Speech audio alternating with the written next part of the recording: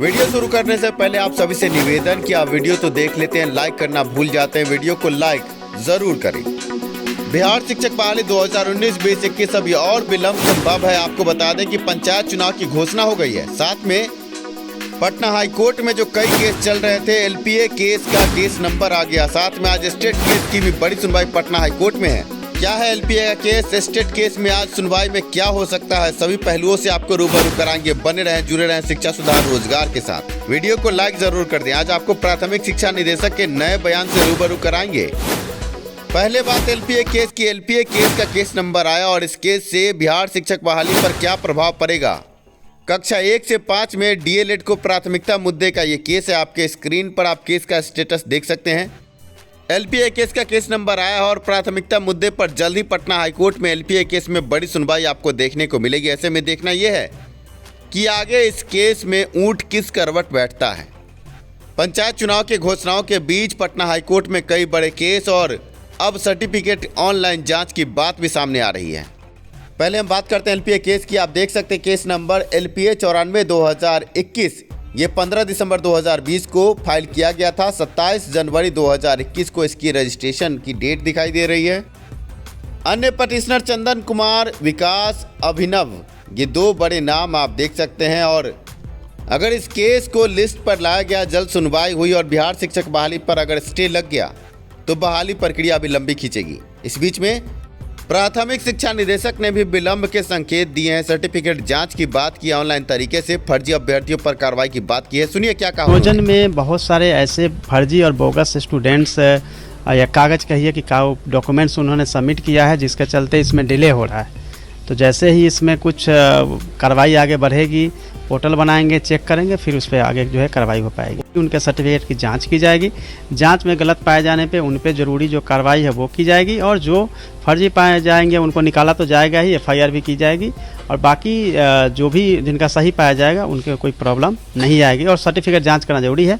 साथ ही बताना चाहता हूं कि नियोजन से संबंधित भी जो स्टूडेंट हैं जिन्होंने अप्लाई किया है, उनके भी सर्टिफिकेट अपलोड करके और जांच जरूर की जाएगी, ताकि जो फर्जी है उसको निकाला जा सके।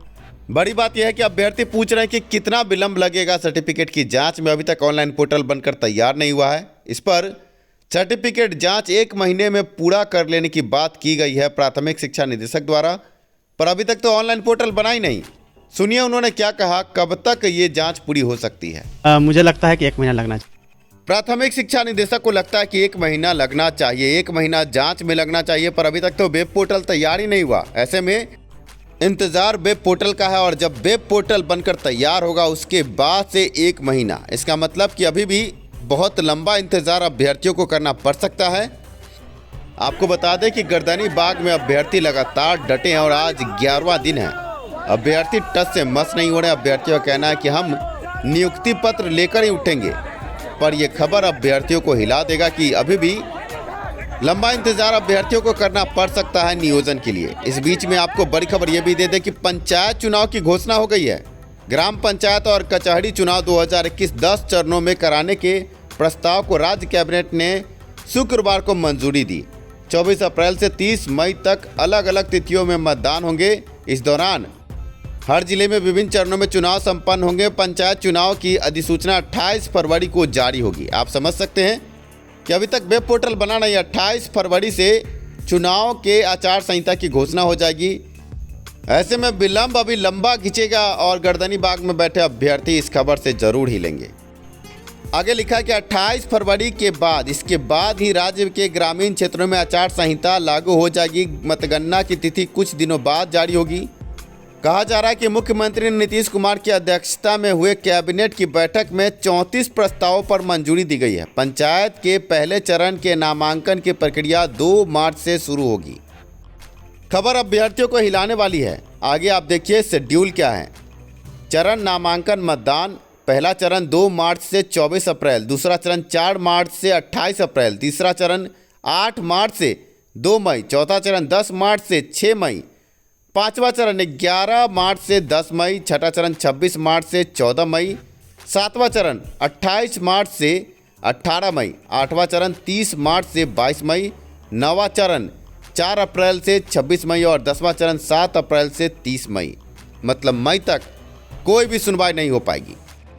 आपको ये जानना चाहिए कि पंचायत सचिव, मुखिया और जनप्रतिनिधियों के द्वारा ही नियोजन इकाई में बैठकर शिक्षक बहाली को लेकर आगे की प्रक्रिया पर विचार किया जाता है। आगे कई तरह के प्रक्रियाओं को पंचायत सचिव, मुखिया द्वारा पूरा किया जाता है। ऐसे में अब पंचायत चुनाव की घोषणा के बाद, आचार संहिता लगने के बाद सभी जनप्रतिनिधियों के हाथ बंद जाएंगे। आगे बहाली प्रक्रिया कब पूरी होगी कोई नहीं कह सकता। अखबार ने क्या लिखा ये देख ले। 1-2 दिन में आएगी काउंसलिंग की तारीख। ये खबर बस ऊपर से आई खबर है, इसमें कोई सच्चाई नज़र नहीं आती, क्योंकि प्राथमिक शिक्षा निदेशक ने साफ तौर से अपने बयान में ऑनलाइन तरीके से बहाली आगे बढ़ाने की बात की है। ऐसे में इस खबर का कोई मायना मतलब नहीं है, पर अखबार ने जब लिखा है तो आपको रूबरू कराते हैं। लिखा है 1-2 दिन में आएगी काउंसलिंग की तारीख। राज्य में 90,000 से अधिक प्राथमिक शिक्षकों के नियोजन के लिए काउंसलिंग की तिथि 1 से 2 दिनों में जारी हो जाएगी। शिक्षा विभाग के सूत्र ने इसके लिए संकेत दिए हैं। ये सूत्र कौन है पता नहीं, पर सूत्रों के हवाले से खबर है। प्राथमिक शिक्षा निदेशक डॉक्टर रंजीत कुमार सिंह ने कहा कि बुधवार को शिक्षा विभाग की इस मसले पर समीक्षा बैठक हुई। शिक्षक अभ्यर्थियों को अगले 1-2 दिन में अच्छी खबर मिल सकती है। बिहार में जो प्राथमिक शिक्षकों का नियोजन होना है, इस पर कागजी रसगुल्ले तो बट रहे हैं, पर जमीन पर सतह पर कब अभ्यर्थियों को नियोजन नामक रसगुल्ला मिलेगा ये कहना बहुत ही मुश्किल है। खबरों में विरोधाभास आप साफ तौर से देख सकते हैं। प्राथमिक शिक्षा निदेशक के बोल कुछ और हैं, अखबार के बोल कुछ और हैं। सूत्रों के हवाले से खबर है और ये सूत्र कौन है ये कोई नहीं जानता। ऐसे में पटना हाई कोर्ट में एस्टेट केस मुद्दे पर आज बड़ी सुनवाई होनी है। आपको बता दें कि सिलेबस मुद्दे पर बड़ा केस पटना हाई कोर्ट में दाखिल किया गया और सुनवाई आज प्रस्तावित है। अनिल कुमार उपाध्याय बड़े न्यायाधीश के बेंच में ये केस आज सुनवाई पर होगा। आपको बता दें कि आज प्रातः 11 से 12 बजे के बीच में इस केस की बड़ी सुनवाई होगी।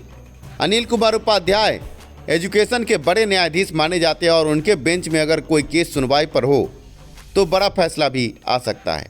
आप देख सकते हैं अनिल कुमार उपाध्याय 28/1/2021 को सुनवाई की तारीख है।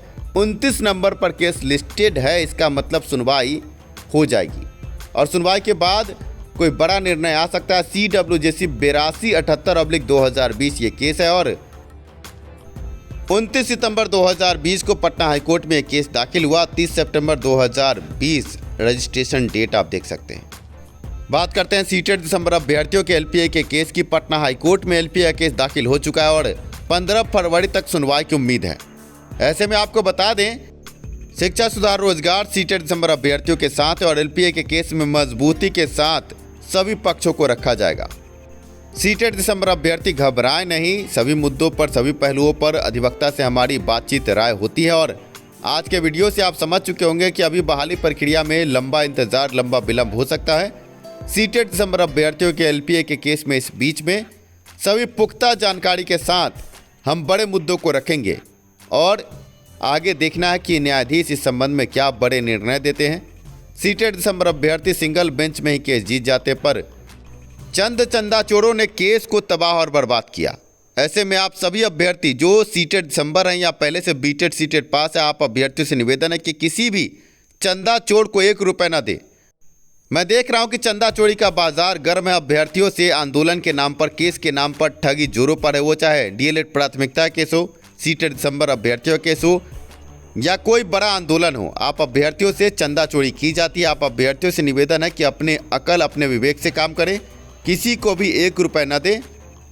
कुछ लोग शिक्षा सुधार रोजगार के नाम पर भी आपसे चंदा मांगते हैं, पर आप अभ्यर्थियों से निवेदन है कि ये बात याद रखें कि शिक्षा सुधार रोजगार किसी से 1 रुपये की मांग नहीं करता। हम अपने बदौलत कार्यों को आगे बढ़ाते हैं। चंदा चोरों से सावधान। धन्यवाद वीडियो देखने के लिए।